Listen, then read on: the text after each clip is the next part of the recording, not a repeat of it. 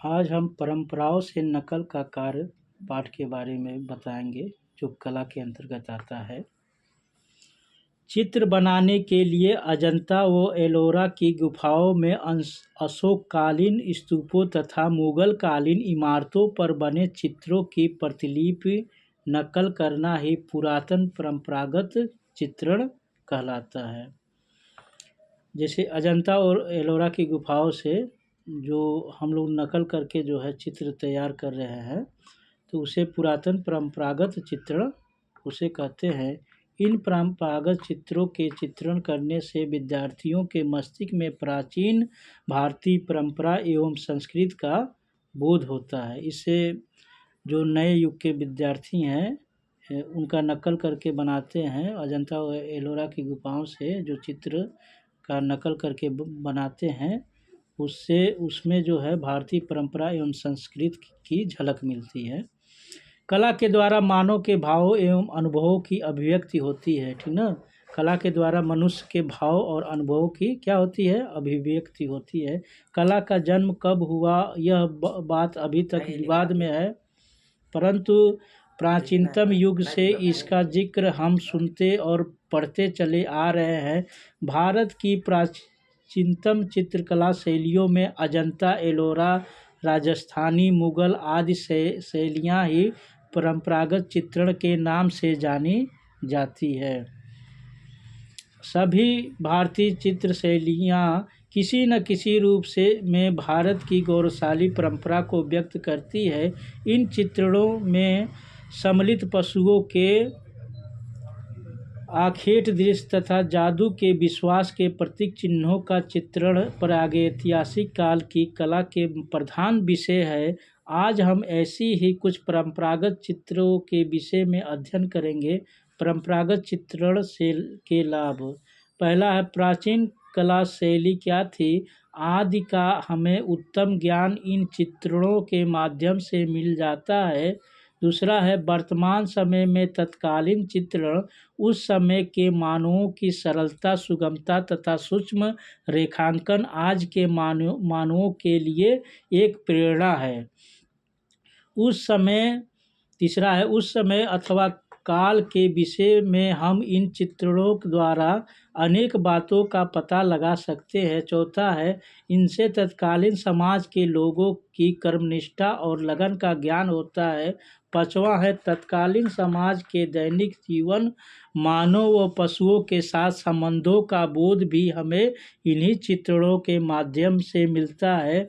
छठवां है, इन चित्रणों के द्वारा प्राचीन काल के मानव की भावनाओं का बोध हो जाता है, क्योंकि कला के द्वारा ही व्यक्ति अपने मन के विचारों को चित्रों में बनाकर स्पर्श करता है। सातवां है, प्राचीन काल की सभी परंपराओं के विषय में हम इन चित्रणों के द्वारा ज्ञान प्राप्त कर सकते हैं। आठवां है, हमारी भारतीय संस्कृति की महानता का बोध हमें इन्हीं के सहयोग से प्राप्त होता है। अब हम गुप्तकालीन कला की विशेषता के बारे में पढ़ेंगे, जिसमें अजंता के बारे में बता रहे हैं। अजंता की गुफाओं में बने चित्रों में आलेखों की बहुलता अधिकता है। इनमें कमल के फूल, पत्ते और हाथियों का विशेष चित्रण किया गया है।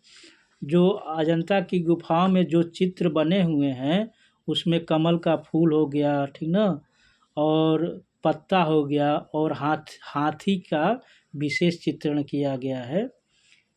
इसके अतिरिक्त इसमें हाथियों, मछलियों और स्वास्तिक पर भी आलेखों में पशु पक्षियों, हाथी, बैल, देवता, ज्यामिति और रेखाओं की अलग अलग आकृतियाँ मिलती है, ठीक ना।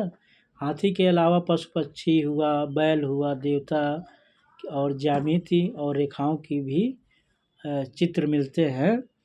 प्रत्येक मानव आकृतियों जैसे भिखारिन हुआ, राजा हुआ, साधु हुआ, बच्चे हुआ, बूढ़े, स्त्रियां आदि सभी वस्तुओं का चित्रण भी आलेखनों में पाया जाता है। भिखारिन का चित्र हुआ, राजा हुआ, साधु हुआ, बच्चे हुआ, बूढ़े हुआ, स्त्रियों आदि सभी का भी चित्र अजंता की गुफाओं में पाया जाता है। अजंता के रेखाचित्र अद्वितीय हैं। प्रत्येक रेखा भावपूर्ण हार्दिक विचारों को स्पर्श कर देती है। अजंता की गुफा में नारी के चित्रणों को अधिक महत्व दी गई है। अजंता की जो गुफा में जो है नारी के चित्र का अधिक महत्व दिया गया है। अजंता का रंग विधान बहुत साधारण है। अजंता के चित्र में नारी के चित्र का विशेष महत्व दिया गया है। एलोरा एलोरा की गुफा में रामायण और महाभारत के चित्र अंकित है। क्वेश्चन पूछ देगा एलोरा की गुफा में किसके चित्र अंकित हैं, तो उत्तर रहेगा रामायण और महाभारत के चित्र अंकित हैं।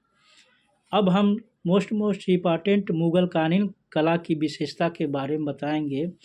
इस काल में चित्रों के स्थान पर आलेखनों की प्रधानता रही है। मुगल सम्राटों द्वारा निर्मित इमारतों में वृक्षों, फल, पशु पक्षी आदि द्वारा अलंकारिक आलेखन बनाए गए हैं। इस काल के आलेखनों में चटकीले और भड़कीले रंगों का प्रयोग किया गया, जिस कारण वे आज भी सुंदर व आकर्षक दिखाई देते हैं। इस काल की चित्रकारी में फल, फूल, पत्ती, पेड़, पर्वत, नदी, लताओं, सुंदर बैल तथा आखेट शिकार संबंधी अनेक चित्र अंकित हैं। मुगल काल के लोग कला के प्रेमी हुआ करते थे। मुगल काल के लोग जो है कला के बहुत भारी प्रेमी हुआ करते थे। हुमायूं को भी चित्रकला से अत्यधिक प्रेम था। जो हुमायूं था उसे कला से अत्यधिक लगाव था, प्रेम था। उसने अपने दरबार में भी ख्वाजा अब्दुल तथा हरस्वरूप नाम के 2 चित्रकारों को स्थान दिया था। क्वेश्चन पूछ देगा हुमायूं किन 2 चित्रकारों को अपने राज दरबार में रखा था, तो उत्तर रहेगा ख्वाजा अब्दुल और हरस्वरूप को अपने राज दरबार में रखा था हुमायूं। मुगलकालीन चित्रकारी को देखने के बाद ज्ञात होता है कि उस समय प्राकृतिक चित्रों की प्रधानता रही होगी। अब हम मध्यकालीन चित्रकला के बारे में बताएंगे। मध्यकाल को देवी देवताओं का काल माना जाता है। मध्यकाल को किसका काल माना जाता है? मध्यकाल को तो देवी देवताओं का काल माना जाता है। इस काल में अनेक मंदिरों का निर्माण कराया गया।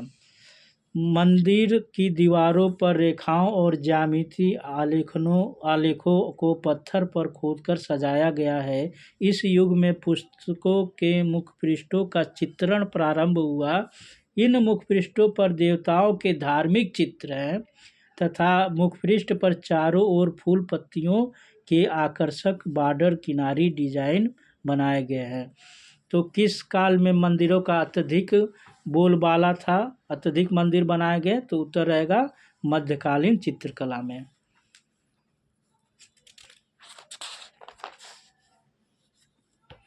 थैंक्स।